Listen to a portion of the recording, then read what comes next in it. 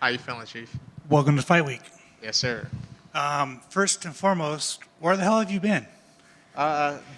Dealing with life and injuries. Trying to put my body back together. Um, what happened? Well, you guys already know I've had a few problems with different discs in my spine, so it's just mostly the ones in the lower back and a couple in the neck.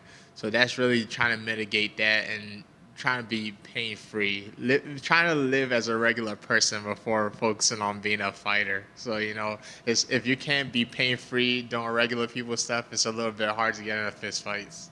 So how has that process been over the past year and a half? It's getting a lot better. I had the guys at Life Med back in Maryland. They really helped me out a lot. A lot of stem cell shots, a lot of physical therapy, and surgery in the future. But like you said, I've been gone for a while. I didn't want to be gone for 2 years, so I'm gonna hold off on the surgery for a little bit. Yeah, back surgery is pretty intense. I guess, was that on the table, or like you said, you're gonna push that? Yeah, but it depends on I had a couple options, and some were more extreme than others, So depending on which ones I was gonna go with, it was one of those things where it's like, if you do this, your body's never gonna be the same forever, So I kind of try to mitigate it with dealing with the pain first, then actually trying to fix it with surgery.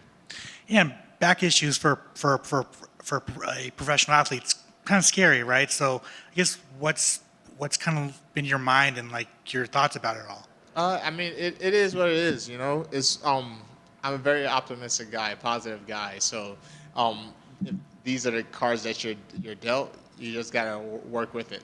I get a lot of inspiration from guys like Usman, who, well, people always make fun of his knees all the time, but I think that's very inspirational to me, because he's getting it done, and he was able to become a champion getting it done. So you can't wallow in self-pity on the things that are wrong. You just got to make it work. Is it safe to say your back's feeling good now? It's good enough. Good enough to fist fight another grown man on TV. So speaking of that, man, you're in a weird spot, right? Like, you've never lost two in a row. You're not used to losing. So, Yes. How are you feeling coming into this fight?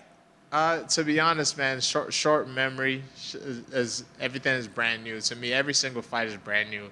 Even when I was on my winning streaks or whenever I'm winning, every new one is a new challenge. So it's not something I'm really thinking about, to be perfectly honest with you. The move to lightweight. I know you've kind of been teasing it, and Yeah. what was the eventual decision to move to lightweight? The main thing for me is, one, health wise. The health thing has been a real big thing with me. I was like, I've been fighting at 45 since I was a kid. Since I was I literally wrestled at that weight class. So it's one of those things where I just feel like it didn't make sense. It wasn't very healthy. And from what I've been feeling this week, man, it's been a completely different experience of fight week. It's not as faint or groggy moving around. I have a lot of energy throughout the whole week. I'll see how the weight cut goes. Knock on wood, is super easy, and it also feel like it provides me with a lot of more opportunities. Taking short notice fights was impossible at featherweight. I want to be one of those guys like Kevin Holland that's just jumping into fights all the time. The long layoffs is just it's unfortunate for me. If in a perfect world, I'd be one of those guys like, hey, they could call up like, hey, we have a slot for you to jump in, and I'll be able to take that. And I think lightweight presents a lot of those opportunities for me. How gnarly were the weight cuts getting at featherweight? Here's the thing: I've never missed weight before, but it's never been easy. So it's only, and I'm a very disciplined guy. I don't cheat on my diet or anything like that. I actually have a joke that I was telling a couple of my teammates is that I hear about these guys cheating on like their diets during camp, like they're eating ice cream and shit. I'm like, man, I wonder what that's like. Like, I've always been very, very strict with everything I've done, and it's never been easy. So I was like, maybe that's a sign that you're doing a little too much. And for your first fight at lightweight, you're fighting a featherweight. That's Yeah. I actually think that works out very well. It's a good test in the water because we're both coming up. It's not, at least I'm not jumping into it and facing the Gleason T battles of the weight class. You know, it's someone that's relatively similar size. Right, exactly. One last thing about like the weight. Is the move to lightweight permanent? I I don't want to give a definitive answer because I might walk out this room right now and change my mind, you know. But for now, I could say yeah. Gotcha. What do you think of the matchup with Marion? It's fun. It's fun, you know. He's another striker, so it's one of those things that it provides. Whenever I see opportunity to get a bonus, I'm always happy, you know. So for striker, the way I naturally fight, Fighter of the Nights is easy to obtain, you know. So that's something that always makes me a little bit happier. But from what I've seen, he's very clean, technical guy, and you guys already know how I fight, so that's gonna be a good night. Yeah, I mean, on paper, it's a ridiculously fun fight. And you kind of already said, like, you know, you're going in this fight kind of thinking fight of the night. So is obviously every fighter wants to go in there, knock their opponent out in the first 30 seconds. Hands down. Don't listen. I'm not one to lie to you. I see Fighter of the Night on paper just because of our stylistic matchups. If I could walk into a fight and 5 seconds everybody, I'll gladly take that any day. So at the end of the day, man, like, how do you see yourself getting your hand raised on Saturday? Get my hands raised. To be honest, I could see a finish happening relatively fast just because I do see some things that are open. But if it's not a fast finish, I don't mind the fight of the night. Like I said, you know, it's one of those things where I don't mind having a long competition, especially because my last one was so fast. I didn't get to show off much. I feel like I want to get an opportunity to actually display my art. Awesome. Good luck, man. Thank you. Just one follow-up for me. You know, speaking of the lightweight division, we've seen some recent changes where the champ stepped down. He's heading up to, you know, compete at the welterweight.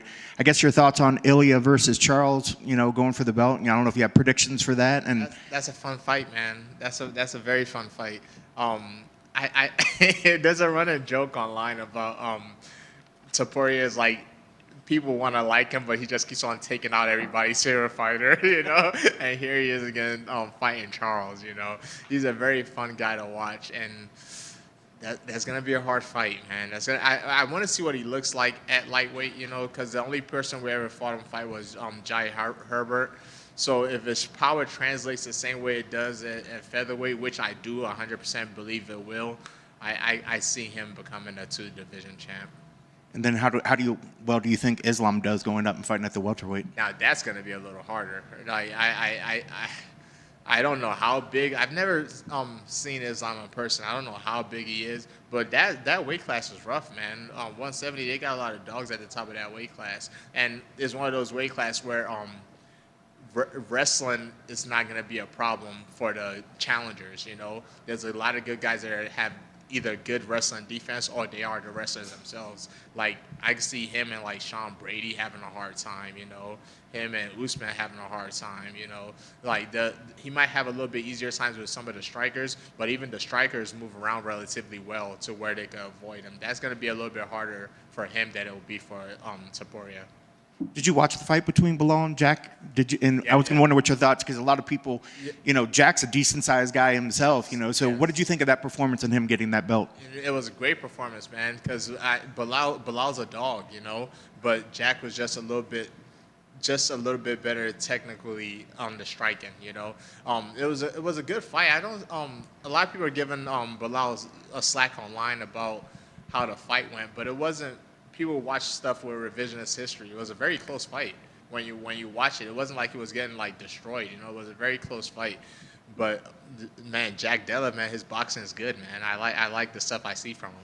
Yeah, his striking looked real good, and I think a lot of people when they look at Islam, they think, okay, he's just another version, kind of like Bilal, but maybe better in that. When it comes to the takedown and doing that, how do you rate the differences between those two? That's what I'm saying. To be honest, I don't think he's that much of a difference from Bilal, you know. It's like, if he is better than Bilal, it's not so drastic that's like he's going to take over the division. I think that's going to be a hard task. But then again, I've never seen what he looks like. He might show up at 170 looking like looking like that, you know. So that might be it. Good luck on Saturday. Thank you. Two quick ones for me. Last year, you posted something on social media where you picked up a new skill. You were learning how to fish and Yes. maybe talked about living off the grid.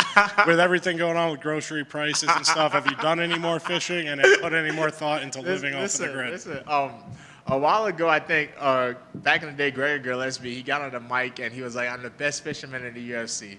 Well, I'm here to officially announce I'm the worst fisherman in the UFC. Listen, I've caught like 2 fish since I started my fishing journey, you know. But recently, I bought a RV boat that you could drive the boat into the middle of the water, and it'll dump your line into the water for you. So my hope is the further I cast the line, the more fish I'll be able to get. But yeah, my fishing skills aren't that great. Just one last one for me. One of the most entertaining social media series, I think, in the last couple of years were your well-predicted fight picks, I think. Why did we stop doing those, and when can we hope to see them again? A lot of people have been getting on me about stopping on professional breakdown, man. I was getting to the point where it's like, I put a lot of time into making them, you know, and because it wasn't garnering the view, it was very demoralizing. But that's just me getting in my own headspace. And I also wanted to take a time away from a lot of MMA stuff because, like I said, when I was dealing with all that injury, like my spine stuff and the disc stuff, I really did not want to think about fighting because it was so depressing, you know. So that's another reason why I stopped making them. But I've had a lot of people get on me about the unprofessional breakdowns, and I don't want to give a timeline yet of when I'll start doing them again, but I will, you know, because every time I'm watching the cards, I'll think about jokes, and I'll do it later. But don't worry, I'll bring them back for sure.